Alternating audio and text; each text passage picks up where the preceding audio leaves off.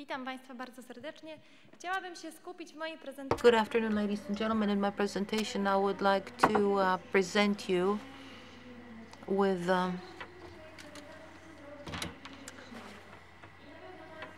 ideas as what to do if something goes wrong. You have definitely heard of helpline.org.pl, but let me introduce you to my team, to which you can also report content that you see as illegal. If you imagine yourself sitting there at your laptop, checking out what is happening on eBay, perhaps changing his or her profile, uploading a photograph, maybe clicking away and clicking across different links in different fora, and if such an internet user comes across a content that he or she finds fishy, not having the appropriate legal knowledge, he or she can report it. Of course, when finding such content, it is not very likely that this person is going to run to the nearest police station and report it and going through the entire tedious procedure. For that reason, there is an initiative of hotline teams, not just in Poland, but also worldwide, to which any internet user can anonymously report content that they feel are fishy, that they intuitively feel are wrong. When coming to our website, it is very easy to report such content, such a site, and then it is up to us to undertake the appropriate steps to remedy the situation. Since the internet sees no borders, and the content can come from any corner of the world, we are responsible also for maintaining cooperation with teams such as ours in other countries. Thanks to that, we are relatively speedily able to convey information about the potentially illegal content to other teams, who then takes over and carries on, contacting their police and proceeding all the way until the end, until the final resolution of the case. Our mission includes of course, tasks to create a safe internet. We've been active as of 2005 as part of NASK. Initially, we were as part of CERT Polska. And here too, if you went to the presentations by CERT Polska, you must have heard that they are more focused on security rather than safety. Today, we are still part of NASK. However, we're focusing more on educational issues and awareness-raising campaigns or issues. Here you see a diagram which presents the number of interventions undertaken as of 2005, from the year 2005. You see just how active we've become. In 2007, we had a media campaign, a social campaign, and from that time on, the number of interventions has risen abruptly. But an appeal to you, please do propagate this knowledge that this content can be fought against on the internet. I'd only like to say that at any point in time, because soon I'm going to tell you about the most important group of reports, but whenever I speak about content, I'm talking about photographs, footage, videos, audio, but it's also text, either conversations from chat rooms, but also stories. Mind you, illegal content, including child pornography, can also be recorded verbally, textually. One of our most important pie charts showing our activities and the effectiveness of our actions. This effectiveness is pretty much true for all the reaction teams. The European Union has imposed the duty to monitor and follow up whether the content with regard to which we had intervened actually has disappeared. In most cases, the content disappears over a few days, but unfortunately there still is some content remaining online, however small the percentage is. Relatively a lot is said about the child pornography. It's a very hot topic with the media, but if we were asked to if we're to ask ourselves the question, why shouldn't we have child pornography on the internet?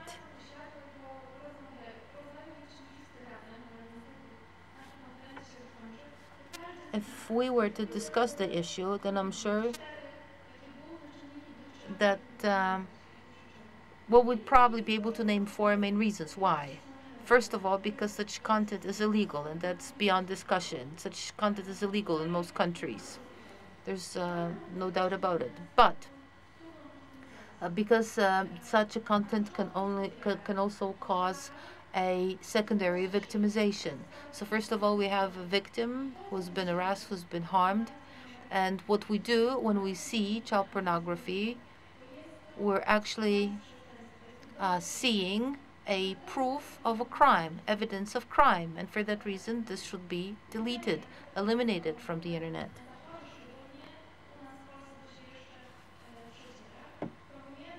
We are promoting a term, child abuse sexual materials. That's the sort of term, trying to abandon this notion of child pornography, because the content show, opposed to a regular adult pornography, a rape on a child. And this definition, therefore, is a little bit broader. But when we talk about materials showing sexual abuse of minors, we're also talking about content which, to an effect, can be or is related. We have children posing, children dressed up in lingerie that can evoke certain associations. The content can be attractive for those who are seeking these types of stimuli, but which are not illegal as such. And we also draw attention to such type of content. Sometimes a gallery on a forum has certain elements of child eroticism. For those who come across such materials, see this as disturbing, though there may not be a need for immediate legal interventions as such. However, it often turns out that this first image is a hint for those seeking actively such materials online. So we also focus on materials, on content that do not present child pornography per se, but can refer to it or lead to it. One of the phenomena that we often come across, particularly after summer holidays, are video chat services. Some of them are absolutely fine. Some of them have no moderators involved, no intervention on the part of the administrator whatsoever. These services are streamlined, which means that the admin, the portal, has no information about the subject of such a video chat. And oftentimes it turns out, we've had such reports during particularly summer vacation, that minors use such possibilities to present pornographic materials. Other participants of the internet, they simply talk them into show themselves, also offering tokens of gratitude.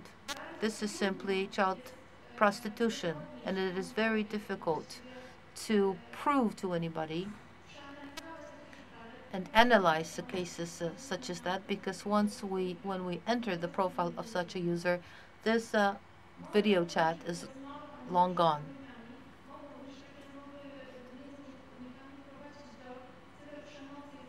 such video chatting can also lead to cyberbullying, intimidation, because such materials can also be recorded, and then it can be used for either seduction, grooming, but also for using these materials for other purposes. Oftentimes, children are careless.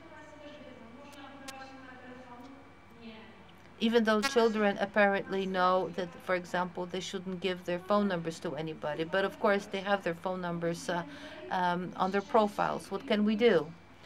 The only thing we can do is just keep on talking about it and keep on repeating what the threats may be. By giving their phone numbers, such children are easier prey for cyberbullying. Just one last phenomenon that I'd like to tell you about, which is not perhaps that talked about, perhaps also because of the fact that it's not that frequently encountered by teams such as ours. Of course, the internet is full of different types of violent materials, cruelty against animals, but also against the children. What do internet users do it? They simply like it. They click like it. And then they don't do anything else about it. By doing so, they think that they are intervening, that they are perhaps seeking the victim who's depicted in these images, or that they're seeking or looking for the person who's performed this cruel act against the animal. Whereas when we start digging around, it turns out that this particular picture has already been online for a good 3 or 4 years, that it's not even from Poland, and that the person responsible has long been prosecuted and imprisoned.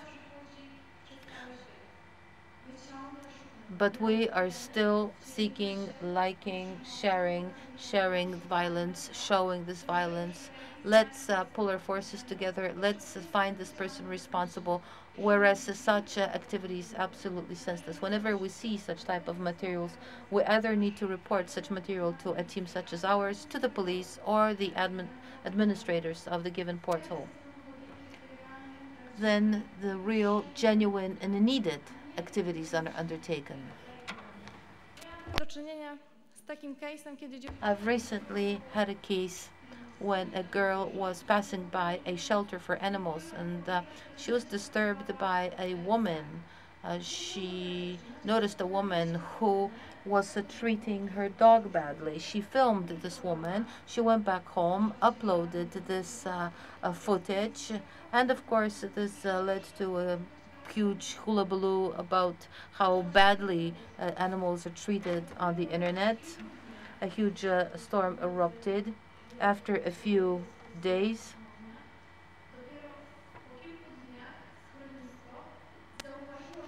the shelter noticed that something was written about them. They got in a dialogue, and it turned out that the person who was on this in this film had nothing to do with the shelter. It was a totally coincidental person who simply was in the vicinity of this shelter. That they, of course, were against such a type of animal treatment, and they were extremely unhappy, and they were right. Okay, so this girl, she did make the film, but she could have gone to the shelter immediately. It's easier to upload something on the website, on the internet.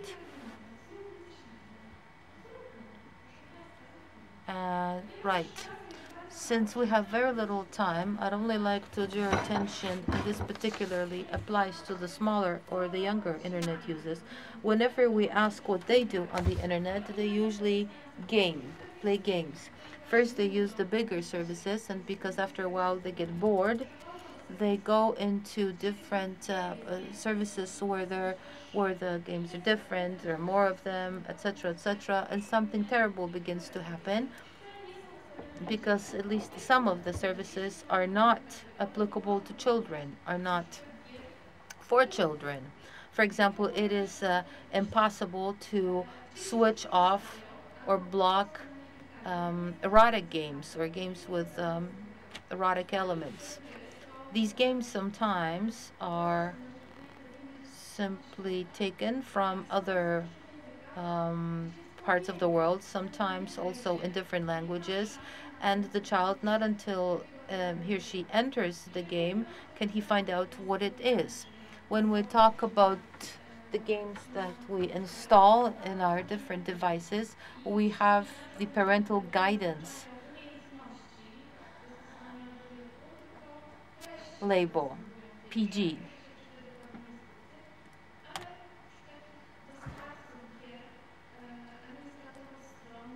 But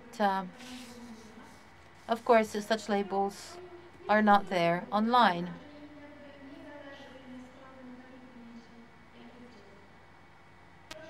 Ladies and gentlemen, finally, very briefly, I would very much like to persuade you to react when you come across a content that you see suspicious. So we're not going to be writing to the site administrators. If we're not going to, react, then the internet is not going to be a safe place. This is our contact details. Please feel free to contact us. Jakieś jedno krótkie pytanie do pani We have time for one quick question to Martyna before we have the last and closing presentation. Yes, the gentleman in the back.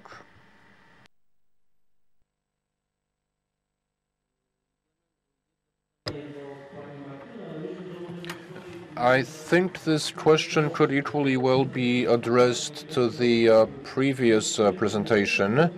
I realize that we are gathered here today because we're all interested in child safety online.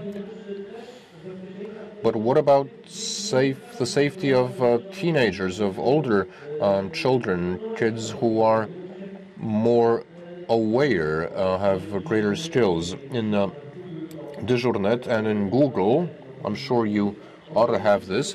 So how do you how do you respond to extremist content, for instance? Recently, there was an uproar caused by this film about Muhammad, for instance, which was not pornographic. And in Poland, in August, in Poznań, they charged a guy, a Polish court, by the way, charged a guy for inciting to crime by writing a post about the death of a Polish soldier in Afghanistan. He said, "Oh, let them die. Nobody wants them." So how do you respond to inciting? And how do you respond to extremism, which can also affect younger, I mean, maybe not 6, 8-year-olds, but teenagers definitely, so they can be... I'll take that question. This film, the Muhammad film, well, it's a broad and complex subject that we could talk about until the cows come home. But there's no simple, clear-cut answer. YouTube, locally, in a given country, which is localized and available in many languages, acts or follows the local guidelines and laws on acceptable content.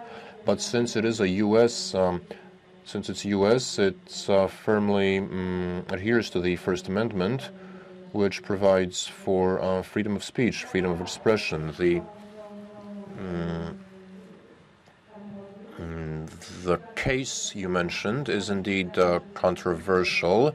We spent the last fortnight trying to determine what to do with this. I'm personally affected by this because I also cover, my region also includes a Muslim country, or a country where Islam is the majority religion. So calling a film extremist is assessing it is a value judgment, which isn't necessarily objective. As a platform, we can't decide whether a film is appropriate, inappropriate, extremist or not. That's not our job. We're a medium, we're an internet medium, and that's not for us to decide. We trust in the society that we work with. The film you mentioned provoked, stirred up, and continues to do so, a lot of emotion. But there are different sides to the story debate, and we see confrontation of groups of some interest groups with conflicting interests. So I feel that actually this is a question that you might want to address to Martyna, who represents a social organization with a different job than that of Google, which owns and manages the YouTube platform. So to cut a long story short, I would encourage you to see us as a company, as a platform that mediates. Conferences like this one are one way of checking, verifying the maturity of our user community, but it also shows that it's worth discussing. I don't know if that's the answer you expected. As I said, it's a very complex story, but I'd like to get the take of my colleague. Now, just let me... Well, I feel I'm not entirely happy with your answer, because when you said that there are conflicting opinions or different opinions, but let's take the example from Poland when someone was sentenced for not using extreme wordage, but he said something about Polish troops in Afghanistan, saying, "Let them die." So maybe if it was raining in a country, if there was a flood, and somebody in a post wrote, "Well, let it rain." So would that be grounds for... well, that's again not a question, that's a question best directed to the judiciary. And I can't answer, but there's one thing that might satisfy you. Well, films that address important social issues are material that we can learn about only if internet platforms like YouTube are open. So there's the Arab Spring, for instance, which was also controversial. Many of the films around Tahrir Square in Cairo were very violent, very graphic, but the world wouldn't have found out about events in Egypt without YouTube if we weren't able to post or make this footage available. Briefly, on what our team is doing, the job of our team is to take your to pass on what you're saying to the police force or the administrator. If when we're looking at footage, at material, at content, and we suspect, we have the hint of a suspicion that it's illegal, unlawful content, then we refer it to the police. We're not the law enforcement. We're not a law enforcement agency. We're not the judiciary. We can't decide. We can't take binding decisions. We can't do anything, for instance, to charge or prosecute that person who offended or insulted Polish troops. If you read our report that you have in your conference materials, you'll see that some things we inform administrators of, controversial content, content that should not be widely available, but that's still lawful. Then we request that a warning that it be filtered. We try to change the category of the website, so we try not to delete the content, but just make access a little more difficult to. So any report, any So we inform every user, everybody who reports a case, what has been done. We tell them what's been done. We've referred it to the police. We told the admin, So we always provide feedback on the state of a case.